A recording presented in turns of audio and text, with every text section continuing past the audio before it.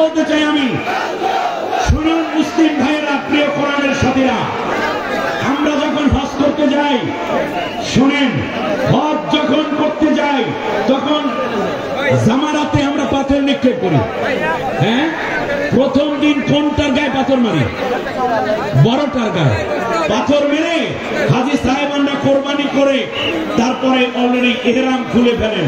পরের দিন সকাল থেকে শুরু হয় ছোট মেজো বড়, তারপরে আবার ছোট বড় মেজো।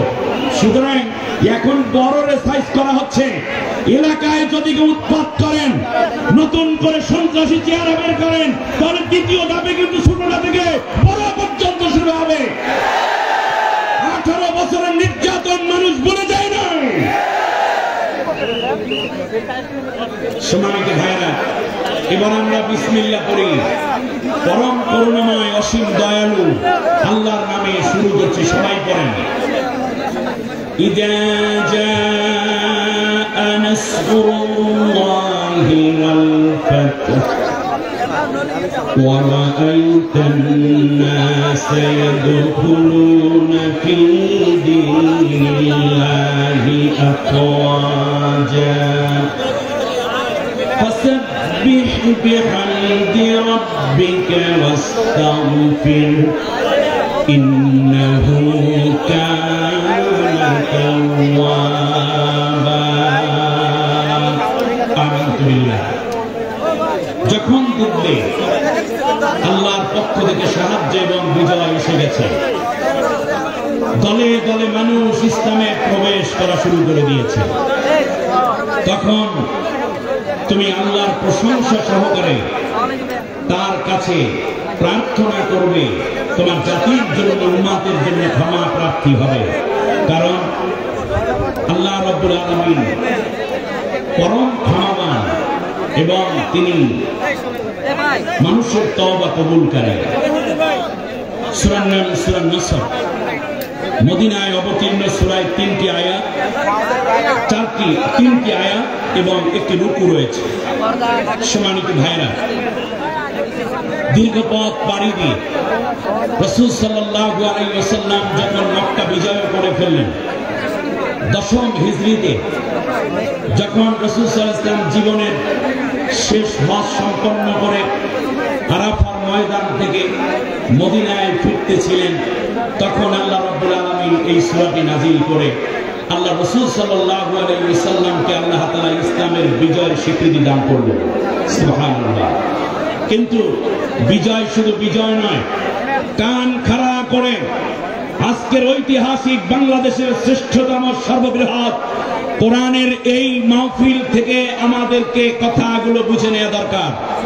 বিজয় যখন আসে তখন পরাজিত শক্তি হিংসা, বিদ্বেষ এবং তাদের মর্মজ্বালা, অন্তর্জ্বালায় পুড়ে ছাই হওয়া শুরু করে দেয়। তখন তারা শুরু করে বিজয়ের বিপরীতে আবার নতুন করে ষড়যন্ত্র করতে, ঠিক না বলেন? আল্লাহ রাব্বুল আলামিন বলেন, লা ইয়াদুররুকুম কাইদুহুম শাইয়া, তাদের কোন ষড়যন্ত্র তোমাদের কোনো ক্ষতি করতে পারবে না, ইল্লা আদা, তবে কিছু কষ্ট দিতে পারবে। এই ইতিহাস শুনুন, এই পৃথিবীতে যখন কোন সরকার এইভাবে পালিয়ে যায়, অত্যাচার করে শেষ হয়ে যায়, তখন তাদের শেষ পরিণতির জন্য ফিরে আসতে 100 বছর অপেক্ষা করা লাগে। কত বছর? অতএব আপনাদেরকেও 100 বছর অপেক্ষা করা লাগবে। এই 100 বছর কি করবেন সেই চিন্তা করবেন। আমার বন্ধুগণ, আল্লাহ রাব্বুল আলামিন এখানে বলেছেন, বিজয় যখন আসবে তখন তোমরা তাসবিহ পড়বা, ফাসাব্বিহ, তাসবিহ পড়বে। এই তাসবিহ অর্থ বসে বসে সুবহানাল্লাহ নয়, বরং বিজয়কে ধরে রাখার জন্য নতুন করে আবার বিভিন্ন কৌশল অবলম্বন করা। আমার কথা বুঝে আসছে আপনাদের? ইন্নাকা ফিন নাহারি সাবহান তাওয়িলা, সেখান থেকে ফাসাব্বি, হে রাসূল আপনার উপরে যখন আমি বিজয় দান করলাম তখন আপনি আরো বেশি অ্যাক্টিভ হয়ে ওঠেন, আরো বেশি সচেতন হয়ে ওঠেন, আরো বেশি আপনার ঘুমকে কমিয়ে দিন, আপনার উম্মতকে, আপনার সাহাবীদের ঘুম আরো কমিয়ে দিতে বলুন। কার কারণ স্বাধীনতা অর্জন করা যত কঠিন, তার চেয়ে স্বাধীনতা রক্ষা করা আরো বেশি কঠিন। আমার বন্ধুগণ, স্বাধীনতা অর্জনের জন্য 5টি ধাপ দরকার। কয়টি উপাদান দরকার? না, আমার কথা জবাব দিতে হবে এখন। বিজয় অর্জনের জন্য কয়টা ধাপ দরকার? 5টি ধাপ একবার মুখস্থ করতে হবে। আমার ওয়াজগুলো আজকে যুবক ভাইয়েরা ভালো করে মুখস্থ করবেন। স্বাধীনতা অর্জন করার জন্য 5টি ধাপ আপনাকে পার হতে হবে। স্বাধীনতা রক্ষা করার জন্য 5টা ধাপকে আপনার অবশ্যই মেনটেন করতে হবে। এই 10টা বিষয়ের উপরে আমি 10 মিনিট কথা বলবো। আজ খুব মনে পড়ে আমাদের মোহতারাম মনিরুল ইসলাম মজুমদার ভাই, তরুণ প্রজন্মের আর এক আইডল। কথাগুলো শুনলে মনে হয় মিজানুল আজহারি ভাইয়ের ঘ্রাণ আসে কথা থেকে। চেহারাটাও ওইভাবে আল্লাহ বানিয়ে দিয়েছে। সম্মানিত ভাইরা, আমার পাশে যে মনিরুল ইসলাম মজুমদার ভাই বসা, ঠিক এই মাহফিলে আমার কলিজার টুকরা ভাই নেয়ামতুল্লাহ নিজামী, ওকে আমি পেয়েছি একেবারে আরো কাঁচা থেকে, বিগত প্রায় 10 বছরের সম্পর্ক। ছোট ছোট করে আজ এ পর্যন্ত তার উচ্চতায় নিয়ে যাওয়ার জন্য আল্লাহ তাআলার দয়া এবং আপনাদের অনেকের দোয়া আছে, তার মধ্যে আমার দোয়াও আছে। মজুমদার ভাই যেই চেয়ারটায় বসা, এই চেয়ারটায় বসতেন আমাদের সকলের শ্রদ্ধা ভাজন আমাদের নেয়ামতুল্লাহ নিজামীর সম্মানিত পিতা মরহুম মাওলানা শহীদুল্লাহ সাহেব। কি এক চমৎকার মানুষ! বাহিরের চেহারাটা যেমন ফকফকাশীল ছিল, অন্তরটাও ছিল তেমনই সাদা। আমাকে যখন কথা বলতেন মাঝে মাঝে বুকে হাত দিতেন, মাঝে মাঝে মাথায় হাত দিতেন। আল্লাহর এক মকবুল বান্দা ছিলেন। আজ এই লাখো জনতার মাহফিল থেকে আপনারা অনেকে মুসাফির, আমিও মুসাফির, আমরা সবাই একবার দোয়া করি, বলেন আল্লাহ, সবাই বলেন আল্লাহ, তুমি মাওলানা শহীদুল্লাহ সাহেবকে মাফ করে জান্নাতুল ফেরদাউস নসিব করে দাও। আমাদের আব্বা আম্মাদেরকেও মাফ করে দাও। অত্র এলাকার মুরব্বীদেরকে মাফ করে দাও। সম্মানিত ভাইরা, বিজয়ের জন্য কয়টা ধাপ লাগে? আর বিজয় ধরে রাখার জন্য কয়টা? 5 5 10। আমার ওয়াজ শেষ। 1 নম্বর, আল্লাহ রাব্বুল আলামিন অর্ডার করলেন, মুসা তুমি চলে যাও ফিরাউনের কাছে। ইযহাব ইলা ফিরাউন ইন্নাহু তাগা। মুসা, ফিরাউন বড় অত্যাচারী হয়ে গেছে, স্বৈর শাসক হয়ে গেছে, তার সামলাবার জন্য তুমি যাও। অর্ডার করেছেন কে? মুসা আলাইহিস সালাম বললেন, আল্লাহ আমি তো যাব, কিন্তু আমাকে তুমি শক্তিশালী করো, তুমি আমাকে কিছু জিনিস দাও। আল্লাহ রাব্বুল আলামিন বললেন, মুসা তুমি কি চাও? মুসা আলাইহিস সালাম বললেন, রব্বি জিদনি ইলমা।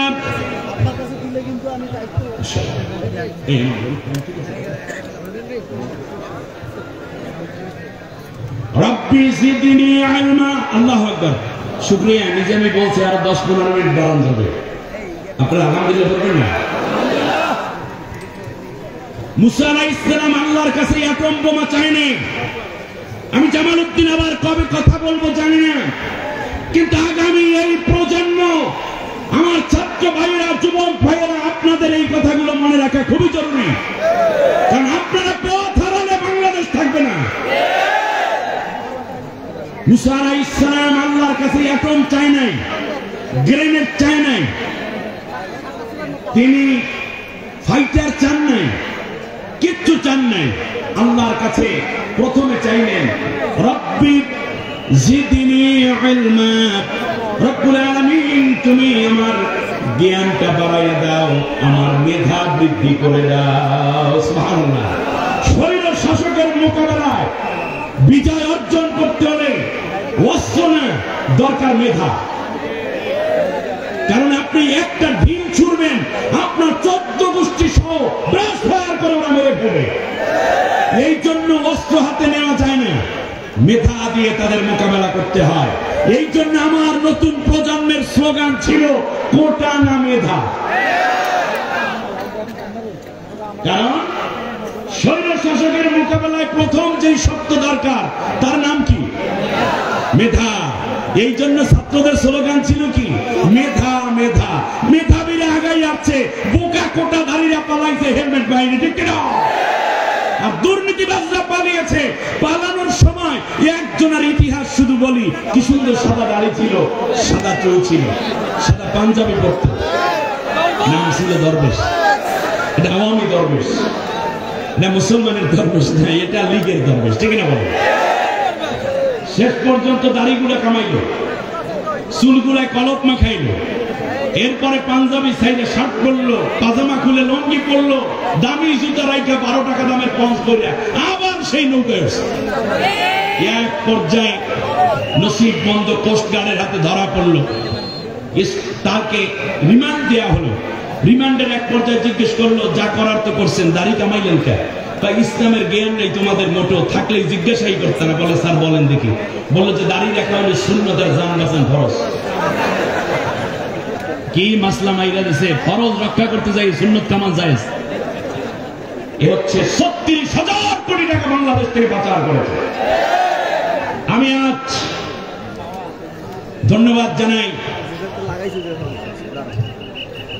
সম্মানিত প্রধান উপদেষ্টাকে। অনেক ধরা পড়েছে, একটা কথা ভাগ করে যে আজকে আপনাদের কাছে ফাঁস করে দিলাম।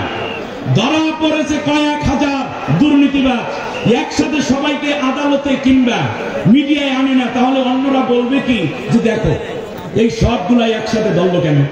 হ্যাঁ, এরাও তো আস্তে আস্তে স্বৈর শাসক হয়ে যাচ্ছে। এই জন্য বাকিগুলো সিকাতে মারতে আছে, আর মারতে ডিম লাগে। এই জন্য বাংলাদেশের আন্ডার দাম বেড়ে গেছে। ওখান থেকে রিমান্ড দিয়া চাচার কাজ আছে, বুদ্ধি আছে, রিমান্ডের ঠেলায় টাকা কই বের করো।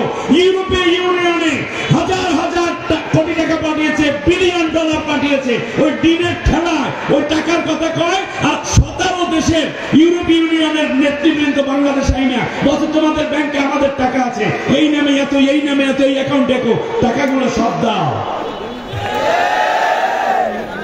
একটা কথা বলি, খুব ফ্র্যাঙ্কলি বলি, ডক্টর ইউনূসের টাকা কেমনি আদায় করতে ওটা শিখে নেওয়ার দরকার নেই, ঠিক আছে না?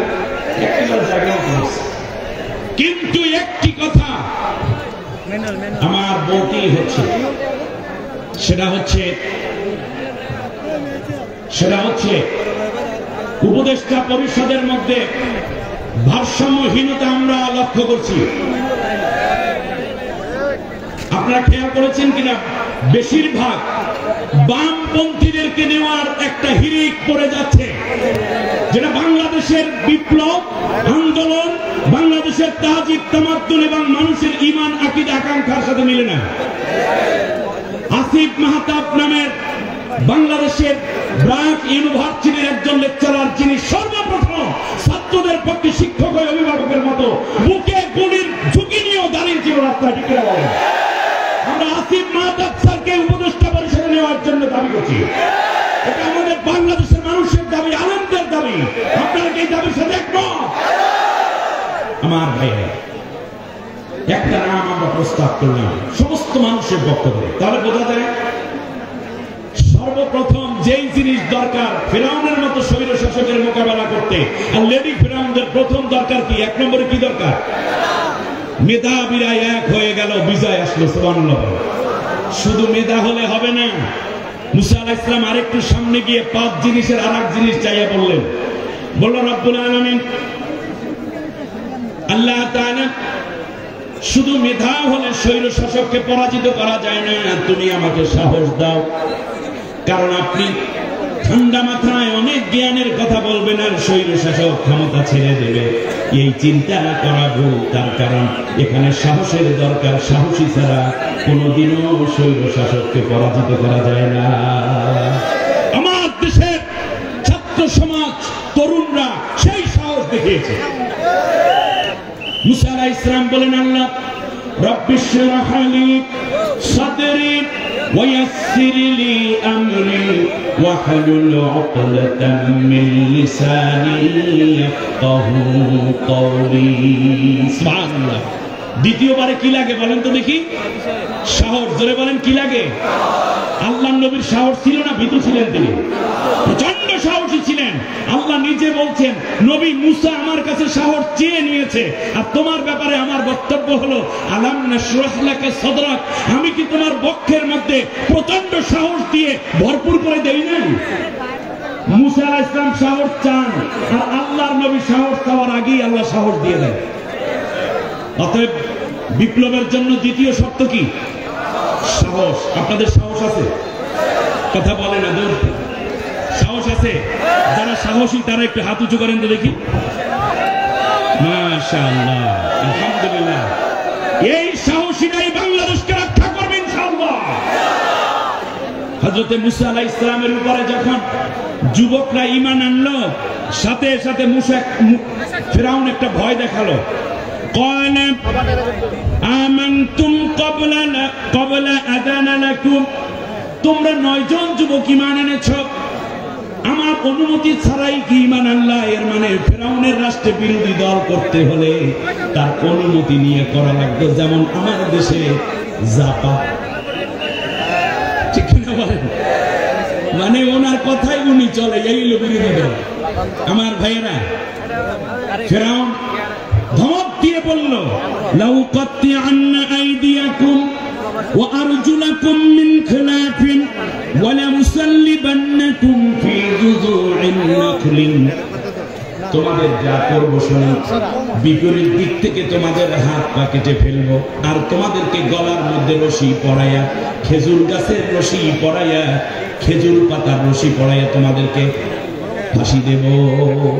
এই কথা যখন বললো হাত কাটবে, পাও কাটবে, ফাঁসি দেবে, এই জন্য যুবকরা সবাই বলছে না না ওস্তাদ, কোনো দিন না আমরা মুসলমান থাকবো না, আমরা ঈমান প্রত্যাহার করলাম। এই কথা বলেছে? কথা বলেন, বলেছে? বলে নাই। বরং যুবকরা বলেছে যে যদি শুধু হাত বা বিপরীত দিক থেকে দেওয়া এবং ফাঁসি নয়, বরং মাথার চুল থেকে পায়ের তালু পর্যন্ত যদি কেটে কেটে টুকরা টুকরা করো ফেরাউন, তারপরেও আমরা ঈমান ত্যাগ করে কোনোদিন তোমার দলে যাব না। একবার যেহেতু আল্লাহর কালেমা পড়েছি, জীবনের শেষ মুহূর্ত পর্যন্ত কালেমার রক্ত নিয়ে ইন্তেকাল।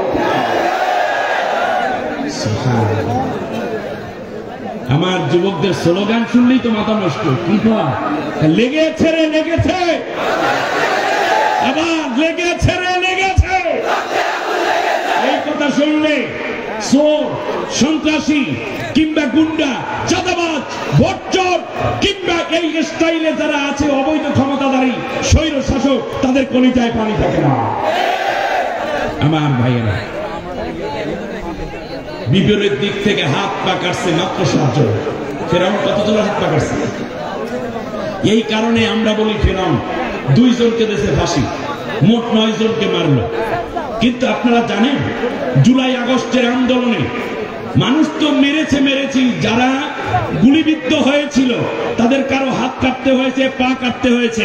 আমি আসার সময় আমি পুরো সার্চ দিয়ে দেখেছি এই পর্যন্ত কাদের হাত পা কাটারও কতজনের 2788 জনের হাত পা কাটতে হয়েছে। ভিতরে গুলি থাকার কারণে, বুলেট থাকার কারণে 7 জনের হাত পা কাটার কারণে যদি ফিরআউন হয়, তাহলে যে 2788 জনের হাত পা কাটলো, সে কত বড় লেডি ফিরআউন। উনাকে আবার বাংলাদেশে আসবে, বাংলার মানুষ পূর্ণ সিদ্ধান্ত নিয়ে রেখেছে। কত বড় ফিরআউন আমার ভাইরা। তাহলে সাহস দরকার, আমাদের সাহস আছে নাকি? তৃতীয় কি দরকার শোনো। মুসা আলাইহিস সালাম আর একটু সামনে গেলেন, গিয়ে বলতেছে আল্লাহ আমারে তুমি সাথী বানায়া দাও। আখি হারুন হুয়া আফসাহু মিন্নি লিসানা, আল্লাহ গো আমার ভাই হারুন আমার চাইতে বড় ভালো বক্তা। সুবহানাল্লাহ, কি বক্তা? ভালো বক্তা। এবং রিদান আইয়ুসাদ্দিকুনি, এবং সে আমাকে সত্যায়ন করবে এবং আমাকে সাহায্য করবে।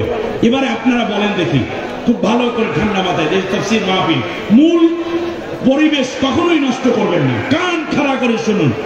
তৃতীয়বারে মুসা আলাইহিস সালাম আল্লাহর কাছে কি চাইলেন? চাইলেন আরো কিছু লোককে জড়ো করতে। পাশে ছিলেন ভাই, এই জন্য তার ভাইয়ের কথাই তিনি বললেন।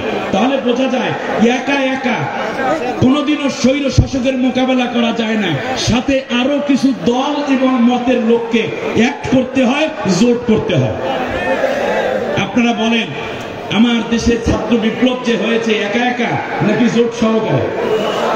তাহলে বোঝা যায় জোটবদ্ধ না হলে স্বৈর শাসকের পরাজিত করা সম্ভব নয়। গেল তার জোট। কিন্তু আল্লাহ রাব্বুল আলামিন বললেন, মুসারে তোমার ভাইকে তোমার সাথে দিয়ে দিলাম, তুমি প্রশংসা করলা, আমি তাকে একটা উপাধি দিয়ে দিলাম, তুমি হইলা রাসূল, তোমার ভাইকে নবুয়তের মর্যাদা দিয়ে তোমার সাথী বানাই দিলাম। তাহলে বোঝা যায় যারা আল্লাহর পথে কথা বলে, কোরআনের দাওয়াত দেয়, একামতে দিন বোঝেন, তাদের পিছনে অনেক কিছু প্রশ্ন এবং অনেক ঝামেলা না রেখে আল্লাহ নিজেই বললেন যে যাক, তোমার ভাইকে আমি একটা পদ পদবী উন্নত মানের দিলাম, নবুয়তের মর্যাদা দিয়ে দিলাম।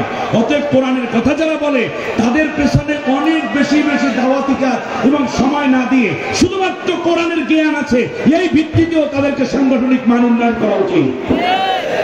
যেমনটা আমরা হযরত মুসা আলাইহিস সালামের ভাই হারুনের ব্যাপারে দেখলাম। এবারে আসেন, কয়টা গেল? কয়টা? 3টা। এখন মুসা আলাইহিস সালাম বললেন, আল্লাহ এখনো তো একটু ডর করে। সুবহানাল্লাহ। আল্লাহ রাব্বুল আলামিন বললেন, মুসারে ওয়ামা তিলকা বিয়ামিনিকা ইয়া মুসা, ও মুসা তোমার হাতের মধ্যে ওইটা কি? তিনি স্বাভাবিকভাবে বললেন, হিয়া আসাই, আল্লাহ এটা একটা লাঠি। আল্লাহ রাব্বুল আলামিন বললেন, মুসা আলকিহা ইয়া মুসা, ও মুসা তুমি এই লাঠিটাকে জমিনে ছেড়ে দাও। মুসা আলাইহিস সালাম জমিনে লাঠি ছেড়ে দিলেন। সেটা একটা হায়াতান তাসাআব, একটা জীবন্ত সাপ হয়ে গেল। মুসা আলাইহিস সালাম ভয় পাইলেন। একটু আগে বললেন তোমার সাহস দিলাম, কিন্তু সাপ দেখে ভয় পায়। আল্লাহ রাব্বুল আলামিন বললেন, মুসা এবার সাহসের প্রমাণ দাও, খুযা এইটাকে ধরে ফেলো। সাপ ধরে ফেলল। আল্লাহ রাব্বুল আলামিন বলেন, সানুঈদুহা সিরাতাহাল উলা, আগের সাপে আগের লাঠির অবস্থায় আমি আল্লাহ এটাকে ফিরাইয়া দেব। মুসা আলাইহিস সালাম লাঠি ধরলেন, সাপ ধরলেন, সাথে সাথে লাঠি হয়ে গেল। আমার ভাইরা, তাহলে বোঝা যায় স্বৈর শাসকের পতনের জন্য, বিপ্লব করার জন্য লাঠির দরকার আছে। কথা বলে না, কি দরকার? এর মানে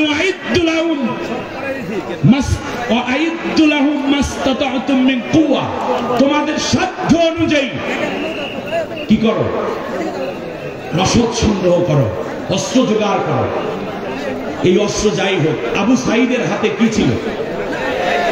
জোরে বলেন, কি ছিল? একটা লাঠি। আমার মনে হচ্ছে মুসা আলাইহিস সালামের লাঠি এখন আর আসবে না, কিন্তু সেই লাঠির ইশারা হতে হতে সাঈদের হাতে আল্লাহ তাআলা একটা লাঠি উঠাই দিয়েছে। ও গুলি বুলেট খায়, কিন্তু লাঠি ছাড়ে না। একটা ঘটনা দেখছেন? আচ্ছা, সাঈদ, আমি তার কবর জিয়ারত করেছি, তার বাড়িতে গিয়েছি রংপুরে। দন্তেশ্বর আকা দীর্ঘই দ মিলে কি হয়? সাঈদ দীর্ঘই দিয়ে লেখে। আবার একটা হিসাব করে দেখলাম, 1 বছর আগে, প্রায় 1 বছর হয়নি, তার আগে যে পতনটা হলো, আল্লামা সাঈদী, আল্লাহ রাব্বুল আলামিনের কোরআনের এক পাখি, 13টা বছর জেল কাটানোর পরে হাসপাতালে চিকিৎসার নাম করে বিষাক্ত ইনজেকশন পুশ করে তাকে হত্যা করা হয়েছে বলে অনেকে ধারণা করছে। আজ ট্রাইব্যুনাল রেডি, নতুন করে বিচার কার্যক্রম শুরু হচ্ছে। তত্ত্বাবধায়ক সরকারের সময় হয়তোবা নতুন কিছু লোককে ট্রাইব্যুনালে হাজির করা হচ্ছে এবং সামনে হবে। এই লক্ষ জনতার পক্ষ থেকে প্রথম দাবি, আল্লামা সাঈদী সাহেবকে কেন এবং কারা হত্যা করলো, সেই ডাক্তার, নার্স, তদানীন্তন স্বরাষ্ট্রমন্ত্রী, গোয়েন্দা, ডিবিটিএসবি যারা ছিল দায়িত্বে, তাদের প্রত্যেককে গ্রেফতার করে সর্বপ্রথম সাঈদী হত্যা মামলার রায় এই জাতি কার্যকর দেখতে চায়।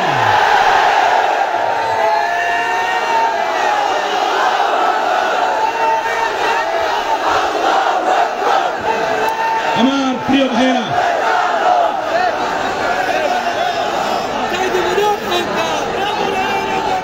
শুনুন,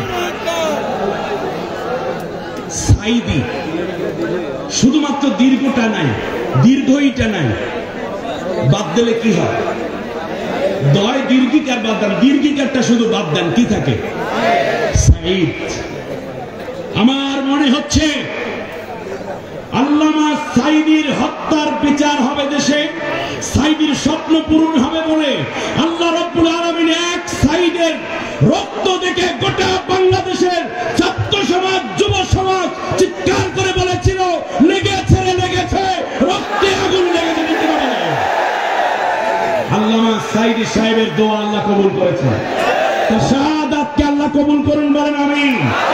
জামাত নেতৃবৃন্দ, বিএনপি নেতৃবৃন্দ এবং নিরীহ ব্যবসায়ী এবং নিরীহ জনতা যারা এই স্বৈর শাসকের সময় হত্যা হয়েছে, গুম হয়েছে, আল্লাহ সবাইকে শাহাদাতের মর্যাদা দিয়ে জান্নাতুল ফেরদাউস মেহমান করবে। তবে প্রত্যেকটা হত্যার বিচার হতে হবে। বলল আল্লাহ এখন তো ভয় করে, এখন কি করব? আল্লাহ তাআলা বললেন, মুসা এই লাঠিটা নিয়ে যা। আর একটু সামনে গিয়ে পঞ্চমবারে মুসা আলাইহিস সালাম বললেন, আল্লাহ ফিরাউনের বাড়ির কাছাকাছি চলে আসছি, আল্লাহ এখন কি করব? তুমি আমাকে আর একটু শক্তি দাও। আল্লাহ রাব্বুল আলামিন বললেন, মুসা তুই ভয় করবি না, একটা স্বৈর শাসকের মোকাবেলায় আমি তোমাকে একটা লাঠি হাতে ছেড়ে দিলাম, সাথে একজন মাত্র সঙ্গী তোমার, আর তোমাকে আমি দেখে রাখবো না, এটা হয় না। ইন্নী আরাকুম আসমা, ও মুসা তুমি যাইতে থাকো, আমি তোমার সাথে লাইভে কথা বলতে থাকবো। এই যে মোবাইলগুলো লাইভ প্রোগ্রাম করে, আল্লাহ রাব্বুল আলামিন মুসাকে সান্ত্বনা দিয়ে বললেন, মুসা চিন্তা করবা না, ফিরাউন কি কথা বলে আর তুমি কি কথা বলো, আমি আল্লাহ রাব্বুল আলামিন সব দেখবো, তোমার সঙ্গী হয়ে সব সময় তোমাকে আমি দেখতে থাকবো এবং তোমাকে ইনস্ট্রাকশন দিতে থাকবো। আমি আল্লাহ রাব্বুল আলামিন তোমাকে অ্যাডভাইস করতে থাকবো। আমি আল্লাহ রাব্বুল আলামিন তোমাকে সুন্দর করে নির্ভুল পথ দেখাবো, যাতে ফিরাউন তোমার দিকে চোখ তুলে গরম কোনো কথা বলতে না পারে। আল্লাহু আকবার। মুসা আলাইহিস সালাম হাজির, বলল যে খবর কি? মুসা তুমি আসছো? বললো যে হ্যাঁ আমি তো আপনার ঘরেই ছিলাম। হ্যাঁ ছিলা তো, 23 বছর ছিলা। কত বছর? ভালো কথা, জবাব না দিলে হবে। 1.5 মাস বয়সের সময় মুসা আলাইহিস সালামের মা নীল নদে বাক্স বইরা ফেলাই দিয়েছে, আপনারা জানেন না? ছেড়ে দিয়েছে, যাইয়া উঠছিলে কোথায়? ফিরাউনের ঘরে। তাই সেখান থেকে ধরে মুসা আলাইহিস সালাম কত বছর ফিরাউনের ঘরে ছিলেন জানেন? 23 বছর, 23 ইয়ার্স। সেই 23 বছরের মাথায় এসে ওই কিপ্তিয়া হত্যাকে কেন্দ্র করে প্রথম ধাক্কা দিয়ে তিনি চলে যান কোথায়? মাদায়েনে। আমারও মনে হচ্ছে কি জানেন, আচ্ছা একটু চিন্তা করেন তো, এই পলাতক গভর্নমেন্টটা 18 বছর ক্ষমতায় ছিল। 18 বছর আগে যেই বাচ্চারা ক্লাস 1-এ ভর্তি হয়েছিল তাদের বয়স কত ছিল? 5 বছর। 18 সাথে 5 যোগ করলে কত হয়? 23 বছর। আন্দোলন যারা করছে তাদের বয়স আনুমানিক কত হবে? আচ্ছা মুসা আলাইহিস সালামের জামা কাপড় কে দিয়েছে? ফিরাউন দিয়েছে। বই পুস্তক কে দিয়েছে? ফিরাউন দিয়েছে। খাবার দাবার কে দিয়েছে? ফিরাউন দিয়েছে। ঘোড়া গরু এগুলো কে দিয়েছে? ফিরাউন দিয়েছে। তাহলে এই জালিম সরকারও এমন করেছিল, স্বৈর শাসক, যে বই দিয়েছে বাচ্চাদেরকে, ফ্রি পড়াইলো, সকালে বিস্কুট দিল, উপবৃত্তি দিল, জামা কাপড় দিল, ওর মা বাবাকেও বিভিন্ন রকম উপঢৌকন দিল। কিন্তু 23 বছরের মাথায় আইসা এই পোলাপান্ডেই তার বিরুদ্ধে দাঁড়াইছে। এর মানে সরাসরি মুসা আলাইহিস সালামের নীতিটা মনে হয় আমার দেশের জেনজি বেবিদের মধ্যে দেখা গেছে।